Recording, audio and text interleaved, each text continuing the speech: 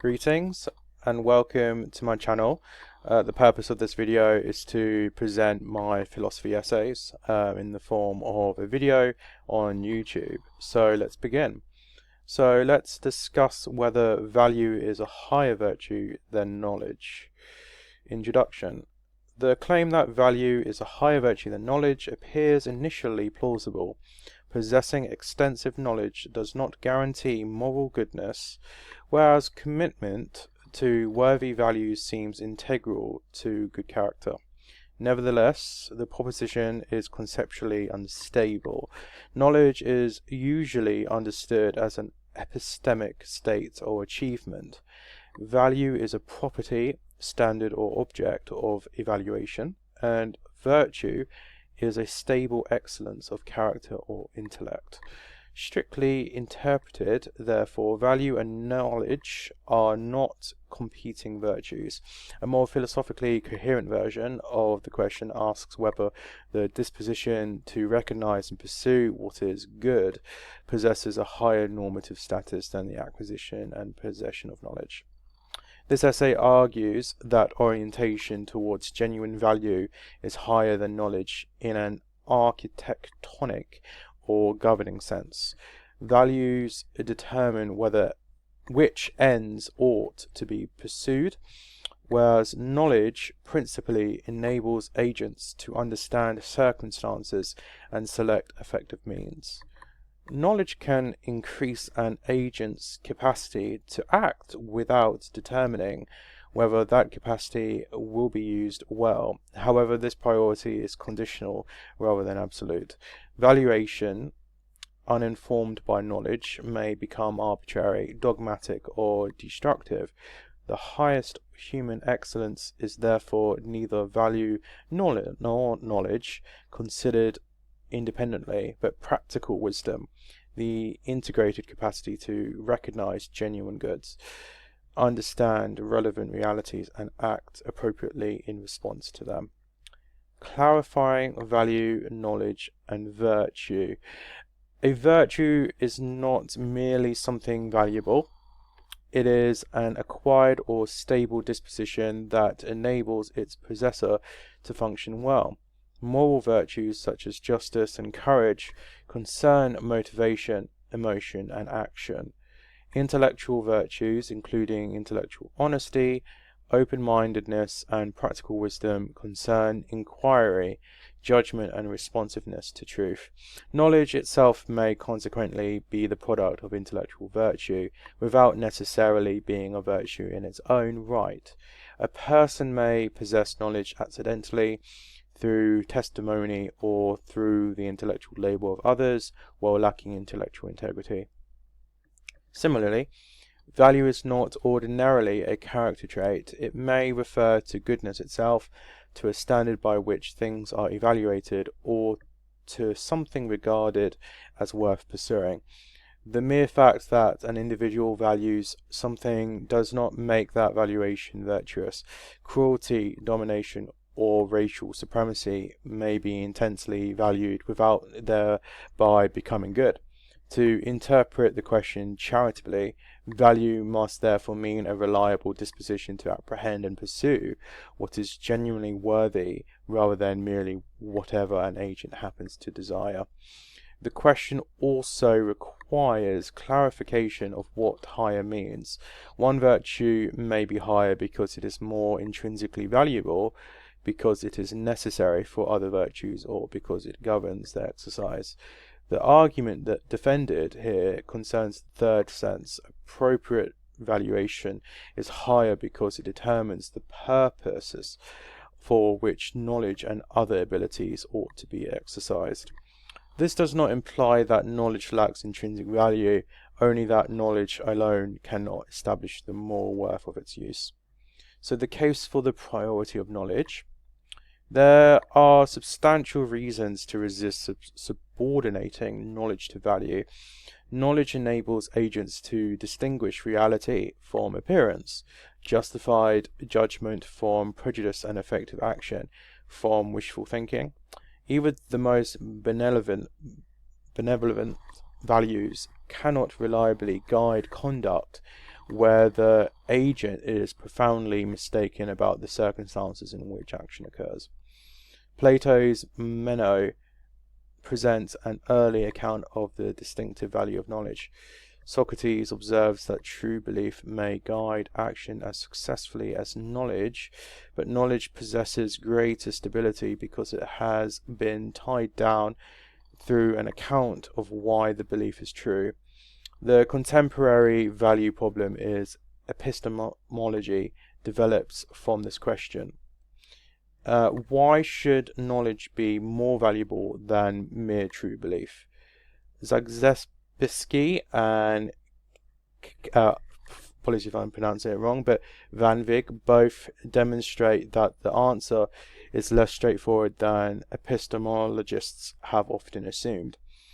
Nonetheless, knowledge appears to possess at least significant instrumental value because stable and appropriately grounded beliefs facilitate reliable action, explanation, and understanding. Knowledge also plays a corrective role in relation to values. Individuals typically inherit evaluative commitments from families, religions, political communities, and cultural traditions. Without intellectual scrutiny, such commitments may be retained merely because they are familiar or socially rewarded. Historical moral progress has often required the discovery of facts that destabilized established evaluations.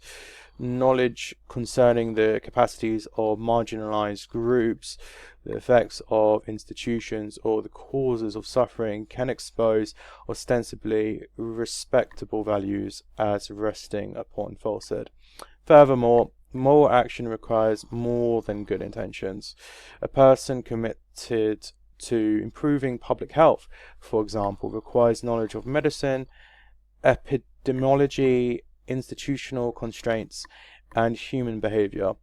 Ignorance may transform compassion into harmful intervention. The more complex the field of action, the less plausible it becomes to regard sincere moral commitment as sufficient. Aristotle appears in parts of the Nicomachean Ethics to grant intellectual activity the highest place in human flourishing. In Book 10, contemplation is presented as the most continuous, self-sufficient, and characteristically rational activity available to human beings. Because reason is distinctive of human nature, the excellent exercise of reason may constitute the highest form of happiness. This position suggests not merely that knowledge serves value, but the intellectual contemplation is itself among the highest human goods. The argument should not be dismissed. Truth need not acquire all its value from its usefulness. The contemplation of mathematical, philosophical, or scientific truths may be worthwhile even when it produces no immediate moral or practical benefit. An account that treats knowledge only as an instrument risks reducing intellectual life to its social utility and overlooking the inherent value of understanding reality. So here's the case for the priority of value. Despite these considerations, knowledge cannot determine the ends towards which it should be directed. It can establish that a particular action will efficiently produce an outcome, but it cannot, without evaluative premises, establish that the outcome ought to be pursued. Knowledge answers questions concerning what is true, what is possible, and what is causally effective. Practical reason must additionally answer what is worth doing. Plato's Republic provides a metaphysical expression of this priority. In the analogy of the sun, the form of the good is presented as the source of the truth of objects of knowledge and of the knower's capacity to know them. Truth and knowledge resemble the good but are not identical to it. The good possesses a still higher status. Knowledge is consequently intelligible and desirable within a wider normative order. It is not the ultimate standard by which all things are judged. Kant's account of the goodwill gives this argument a more explicitly moral form. Intellectual talents such as understanding, wit, and judgment are desirable in many respects, but they can become harmful when directed by a corrupt will. Intelligence increases the effectiveness of both benevolent and malevolent agents. For Kant, only the goodwill is good without qualification because it governs the use of every other capacity. A knowledgeable wrongdoer may be more dangerous precisely because knowledge improves the wrongdoer's ability to realize immoral purposes. The underlying argument can be reconstructed as follows. 1. A capacity is morally good only when it is directed towards morally appropriate ends. 2. Knowledge increases an agent's capacity to understand, predict, and manipulate the world. 3. Knowledge does not by itself determine which ends are morally appropriate. 4. An appropriate orientation towards value governs the selection of ends. 5. Therefore, appropriate valuation possesses normative priority over knowledge. The force of this argument lies in the distinction between power and direction. Knowledge supplies epistemic power. It enables agents to explain more accurately, anticipate consequences, and act more efficiently. Values provide direction by identifying which consequences should be sought or avoided. Increased power without appropriate direction is not merely morally neutral, it may intensify the damage caused by corrupt purposes. This point applies not only to individual wrongdoing but also to institutions. Scientific and bureaucratic knowledge can be used to alleviate suffering, administer fair systems, and distribute resources effectively. The same forms of knowledge can facilitate surveillance, exploitation, or technologically sophisticated violence.